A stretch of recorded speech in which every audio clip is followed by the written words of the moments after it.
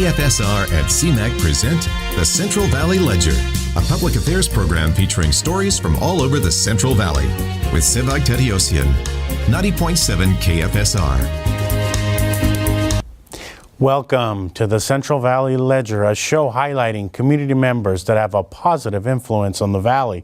I'm your host, Sevag Tateosian. We're recording out of the beautiful downtown Fresno studios of the Community Media Access Collaborative in Fresno and Clovis. We're also broadcasting on 90.7 FM, KFSR Fresno, and CMAC's public channels. In this edition of the Central Valley Ledger, we'll be talking to Jill Gonzalez, a Wallethub analyst. Jill, welcome to the program. Thanks for having me. So you're out in Washington, D.C., is that correct? Yes, the nation's capital. Yes, beautiful place. I've been there multiple times. Tell us a little bit about Wallethub. Wallethub is a personal finance website that's really geared toward helping consumers make the most educated financial decisions that they possibly can. And I see that you do a lot of studies. Can you share with us how you picked the topics? And the reason I ask you the question is because I've seen some very interesting research coming out of your organization. Yeah, so most of our sources are government sources, from the census to the Bureau of Labor Statistics, the National Center for Education Statistics. So a lot of what we do are consumer questions, from retirement to home buying questions to credit cards, checking accounts, really everything in between. So that's kind of where this started, just from consumer questions on our site. From then we've seen, obviously national interest, kind of breaking down a lot of socioeconomic questions. So we really look at anything from the trivial, as some people might see, to the really important. For audience members that want to learn more about your program or what it is that you do, can you provide us with your website? Sure. For anything that we discussed today, maybe some other studies that we've done recently, you can head to wallethub.com and go to our Education and Statistics Center. So I know that we have you briefly today. You're a very busy person, and there's a lot going on at Wallethub. But, there's a couple of surveys that I'd like to talk to you about. One I found was very interesting, the best pet-friendly city in the nation. When I saw that, I said, I got to ask you about it. Could you share a little bit about that survey? Yeah, absolutely. So this is another one of those consumer questions that we get. And you might not think about it, but owning a pet can cost you a lot of money depending on where you live. Everything from pet care provider rates to access to veterinary services to things like hotel or apartment friendliness. So all of these things could be a factor when you're looking to get a pet. Fresno, out of the 100 cities that we looked at, ranked 64th, so could be a little bit more pet friendly, but they did rank number 1 to number 5 in certain metrics. So just out of curiosity, for our audience members who haven't read the survey, who is number 1? Number 1 when it comes to pet-friendly cities, and keep in mind, we only looked at the largest cities in the country. We looked at everywhere from the Midwest to a lot of northeastern cities, which didn't do as well here. But number 1 overall is going to be, drum roll. Yes, drum roll, please. Not too far away. It's Scottsdale, Arizona, and obviously temperature-wise, it's a pretty good place to be. But also, it's a relatively new city. Everything's been built up over the past 3.5 decades. So because of that, it's outdoor, very friendly, a lot of parks, but also the apartment buildings and hotels there are pet-friendly as well. Wow, so there's a lot of other factors there that maybe we might not think of when ranking pet-friendly cities. Very interesting. So, exactly, and California cities did do okay here too. San Diego was the best at number 4.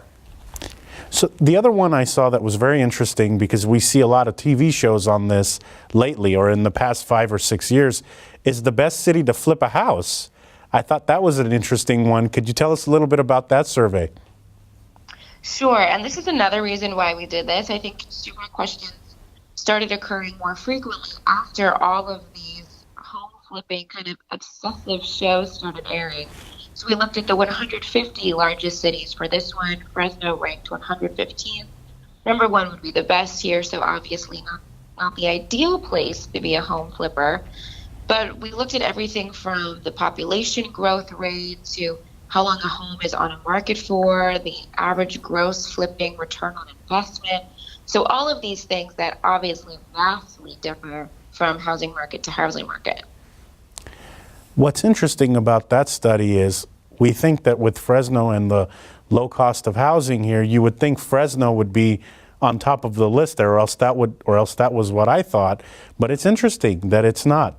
So, Jill, I know that you have to go. Can you tell us a little bit about what's in store for us and what can we expect out of you and your company?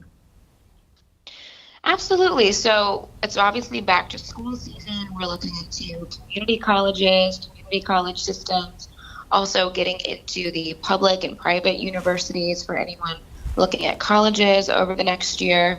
We look at school systems overall, kind of K through 12 public systems throughout the state. So a lot of back to school stuff coming up soon. And for anyone that's back to school shopping or Labor Day shopping, we look at deals there and any tax-free holidays that some states or counties might have. Interesting. So before I let you go, again, tell us where we can find more information about some of your interesting studies. To see where Fresno ranks across all of these studies, you can head to wallethub.com to go straight to our Education and Studies Center. Thank you so much, Jill. Good luck to you, and we look forward to speaking to you again in the future about some interesting surveys that you're doing out in our nation. Anytime. We'll be back after this.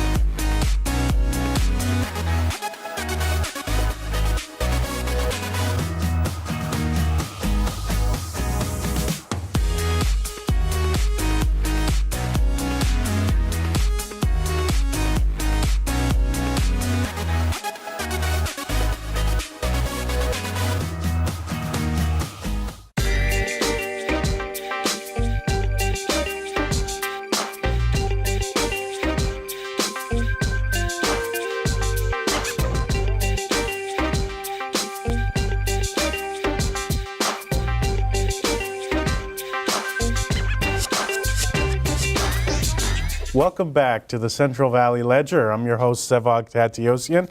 We're now joined with Justin Vartanian, a financial advisor with Brouwer, DeJong Associates. Welcome to the program. Thank you for having me. Did I say that right, by the way? It's Brouwer, DeJong Brouwer. Associates. I'm going to practice that next time. I admit, this time I didn't practice. It's a Dutch name. So tell us a little bit about yourself. I was born and raised in Fresno, California. I've lived here my entire life.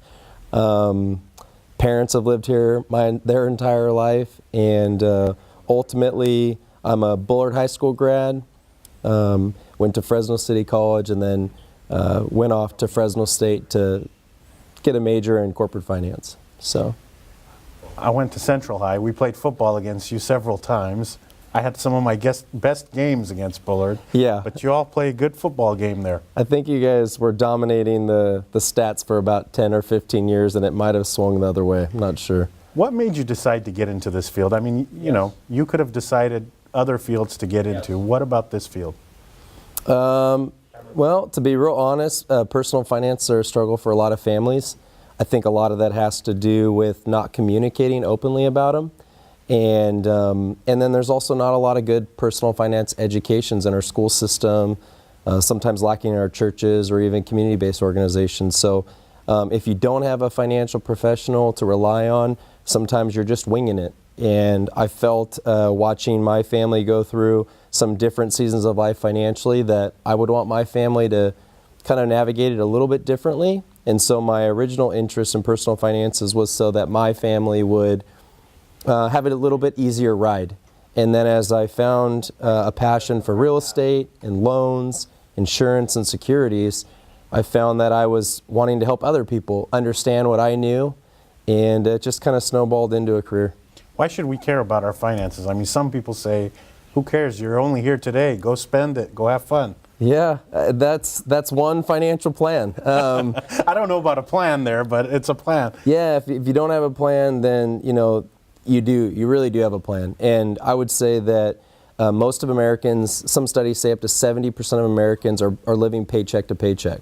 So it's not even as it's just a constant in our country. And if 70% are living paycheck to paycheck, that doesn't say much about what's going to be for their future. And so trying to get those numbers to be more balanced, and that way people can be more financially independent.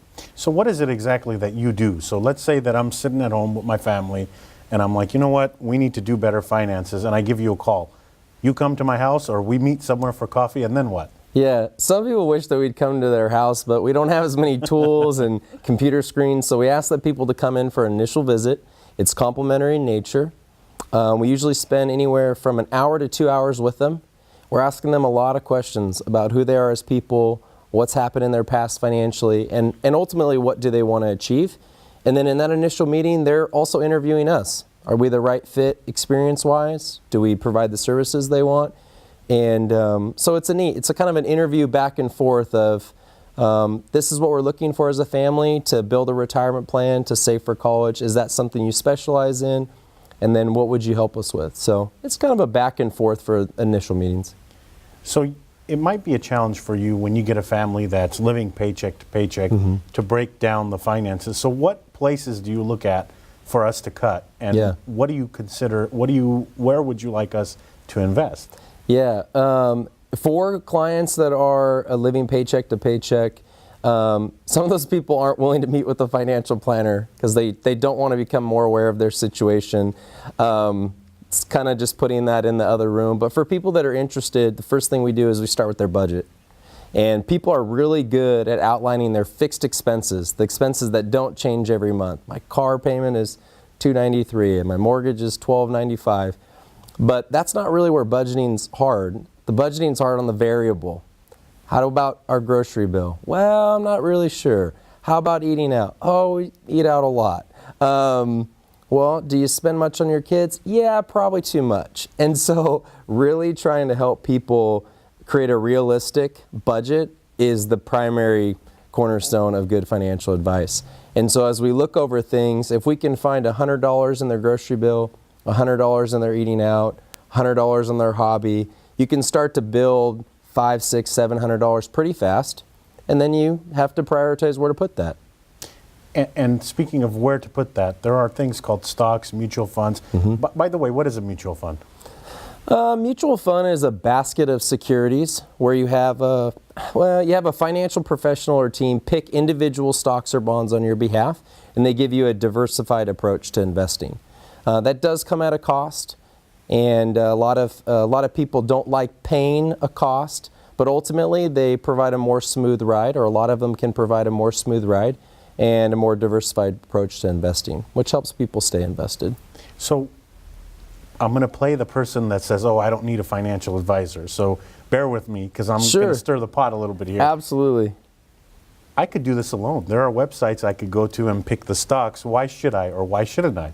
Yeah, nobody needs a financial advisor. I'll be the first one to say that. Like, nobody needs a personal trainer or a coach. But most people who have a coach or an advisor or a trainer are going to receive better results. So we mostly are attracted to people who want better results than they're getting on their own. And for people who are happy with their results, those aren't usually the people that are looking to get advice. And so, yeah, we're not the right fit for everyone, and nor does everybody need a financial advisor. I'll be the first one to say that. You're, I would say, in a kind of tough profession in that you're fairly new, and there's been people that have been doing this for years and years and years. So why sell me? Why should I come to you? Well, a lot of times too, I'm not really competing for clients that are being served well with their current financial advisor. If you meet with your financial advisor regularly, you know what company your investments are with, you know them by name, and you can pick up the phone and talk to them, you probably have a pretty good situation as far as a financial advisor and a client goes. But oftentimes I come across people that haven't looked at their investments in years, don't know what they're paying, have no idea if they're on track for any of their financial goals. And those sort of people, we can add a lot of value without adding much cost. Someone with $500, let's say, they could either put it in the drawer in their house, they could put it in a shoebox, or they can invest it. What would you say? If they only have $500 and next month they're not going to have another $500, leave it in the shoebox. That would be the honesty, by the way. You're not looking to pick up clients, because someone who wanted clients would say, hey, come invest it with me.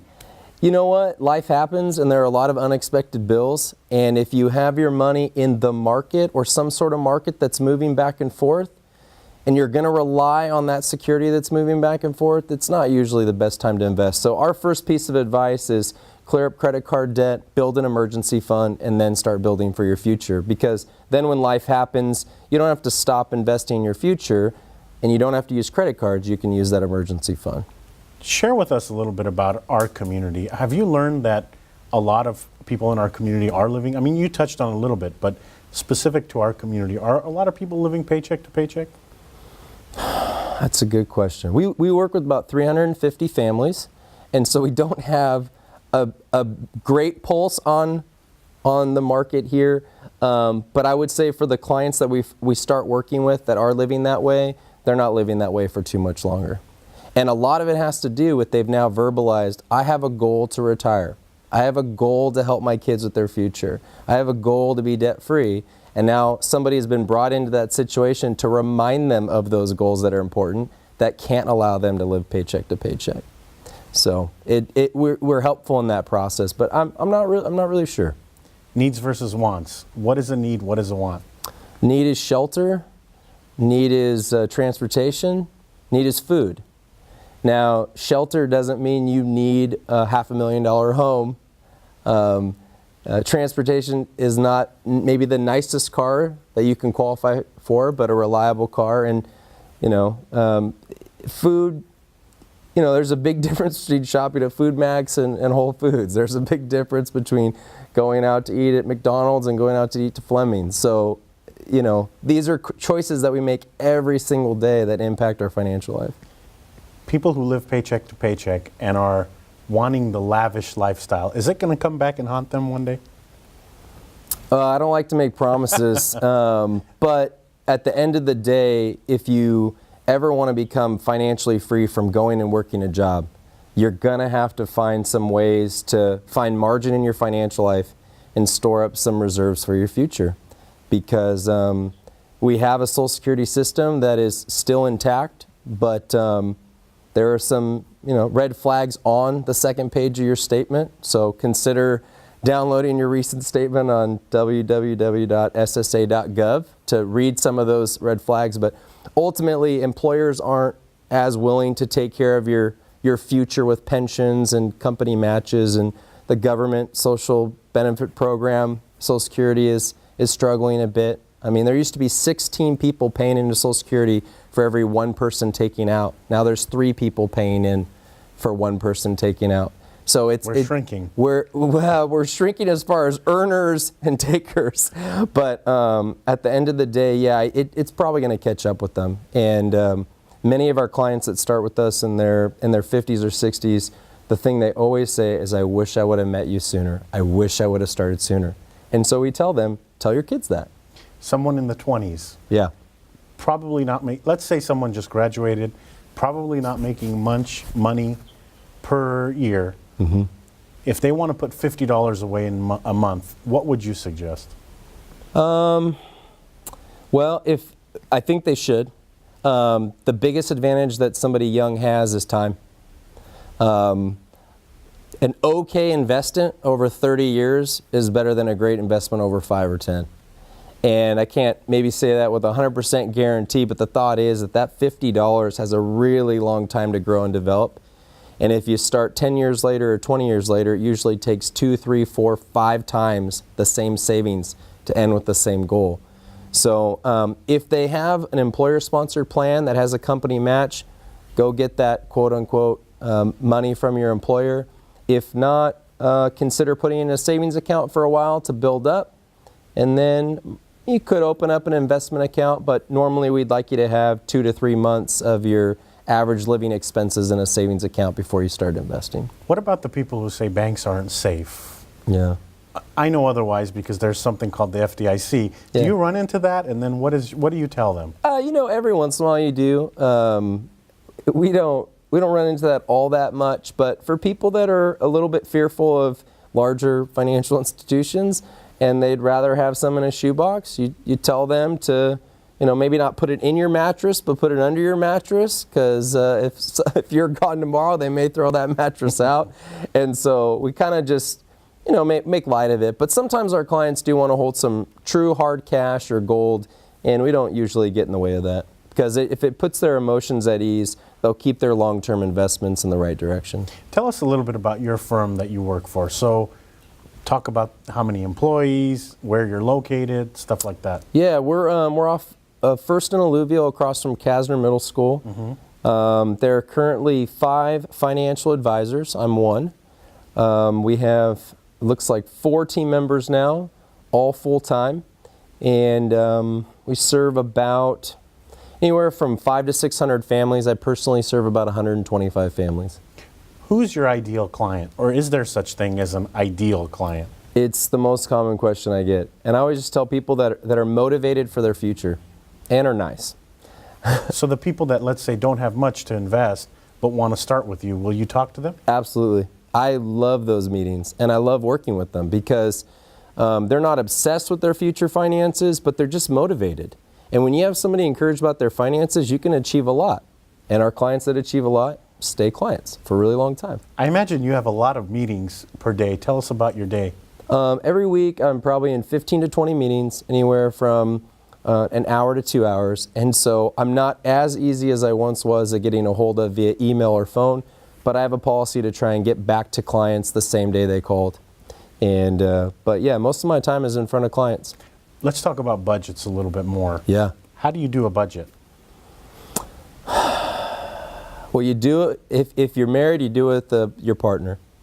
If you're single, you could do it by yourself, but it's probably a good idea to bring a friend in on it, or a parent or a grandparent, somebody who has a little bit more experience. But ultimately, you can write it down on a piece of scratch paper, list all of your fixed expenses. These are the things that don't change every month. List those all up, total them up. That's definitely what has to go out every month. Next tier is you're going to do your variable expenses, but have to be paid. So food, people think of as a fixed expense, but food budgets vary every month between where you want to eat out or where you're shopping. Are you picking up some tri-tip for the barbecue? Or are you picking up a wine bottle for an anniversary? So people think of food and groceries as a fixed expense because you have to have food, but it's variable.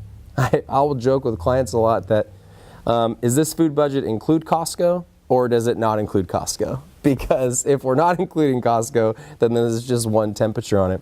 But once you get through those variable expenses that you need, then you get to the fun stuff. So fun stuff would be maybe going out on a date night, or maybe traveling to the coast, maybe a hobby to fix up a car. And you got to be reasonable on these. Most people will just spend the rest of their money on fun, and then there's nothing left. So at the end of the day, you're hoping to work people through that budget exercise and there be something left. If there's not something left, you need to go back. Are there debts that can be refinanced at a lower interest rate? Are there things that can be paid off with cash reserves? Has your credit improved? All those sort of things can really help. And then once you find a margin, that's what you spend the most of your time dealing with on the future. So say it's $500-600, then you start to fillet that open and put it towards the goals that are most important. What are your goals? You help people about their goals. Yeah. You talk to them a little bit about financial goals and stuff like that. What about you? Let's talk about you. Now let's role reversal here. Absolutely. What are some of your goals? You know, I have a goal for our family not to stress too much about money. One of the biggest causes of divorce is actually over finances. And so my goal is for my wife to understand what we're doing, why we're doing it, and for her to have questions, for us to sit down and talk about it. That really is one of my main goals. And she doesn't require too much of that attention, but I always really like to provide really careful explanations and delicate sort of thoughts on that. Outside of that, I mean, I have a goal to retire one day. I'm sitting with clients every month that are retiring, and they have realized that I've worked 35, 40 years, and I want to spoil my grandkids, or I want to travel more, or I don't want to get up at 6:30 every day. I want to get up at 7:30, and my job won't allow me to. Or I want to work part-time, that sort of thing. So I'm putting money away towards retirement. My wife and I are expecting our first kid next month. Congratulations. Little baby girl. Diapers are expensive. Diapers are expensive. People have been very generous with us. But my wife and I are already talking about what sort of schools would we want her to go to. And when my wife said, well, maybe a school like that I went to, I started to do the numbers, and I kind of told her how much that would be every month, and her eyes went up. And she said, well, that's a lot, but that's what I want. And so that's something we're going to do from month one is save up for her college. Well, Justin, we're out of time this week on the program. Can you tell us how to get in touch, how people can get in touch with you? Yeah. You can Google my name, Justin Vartanian, and our website will come up first. Our Facebook page will come up second. Or you could give me a call at my office at 559-490-7030. So from Bullard to Fresno State to here you are in Fresno doing your financial advising. Good luck to you. Thank you for having me. That wraps it up for this edition of the Central Valley Ledger. You can watch more episodes of the Central Valley Ledger on CMAC's channels Xfinity 93, UVerse 99, or CMAC's website, www.cmac.tv. You can listen to episodes of the Central Valley Ledger on 90.7 KFSR Fresno. Thank you to the volunteer crew that made this production and every production possible. We couldn't do this program without you. If you'd like to volunteer, visit CMAC's volunteer page. Thanks again to our guests, Jill Gonzalez from Wallethub and Justin Vartanian, a local financial advisor. Thank you for joining us. We'll see you next week with a new edition.